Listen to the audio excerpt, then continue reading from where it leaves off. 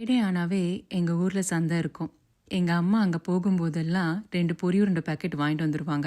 அதில் எவ்வளோ மெமரிஸ் இருக்குல்ல. என்னால் என் பொண்ணுக்கு போய் வாங்கிட்டு வந்து கொடுக்க முடியலனாலும் வீட்லேயே செஞ்சு கொடுக்க முடியும். வீட்லேயே பொரி உருண்டை எப்படி செய்யுதுன்னு பார்க்கலாமா? முதல்ல வெல்லத்தை கொஞ்சம் ஹாட் வாட்டரில் கரைச்சி ஒரு பேனில் ஊற்றி கொதிக்க வைக்கலாம். அது கூடவே கொஞ்சம் இஞ்சி பவுடர், ஒரு பிஞ்ச் ஆஃப் சால்ட்டும் போட்டுக்கலாம். நல்லா கொதிக்க வச்சு பாகு எடுக்கணும். பால் கன்சிஸ்டன்சிக்கு வரணும். அதுதான் கரெக்டான ஸ்டேஜ்.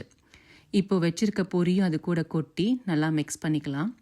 கையில் கொஞ்சம் நெய்யும் தடவி நல்லா உருண்டை பிடிச்சிக்கலாம். உருண்டை பிடிக்கும் போது நல்லா டைட்டாக பிடிங்க. அப்போ தான் நமக்கு உருண்டை நல்லா கரெக்டாக வரும். இல்லைன்னா பொரி தனித்தனியாக போயிடும். இது ரொம்ப முக்கியங்க. சூடாக இருக்கும்போதே உருண்டை பிடிச்சிக்கோங்க.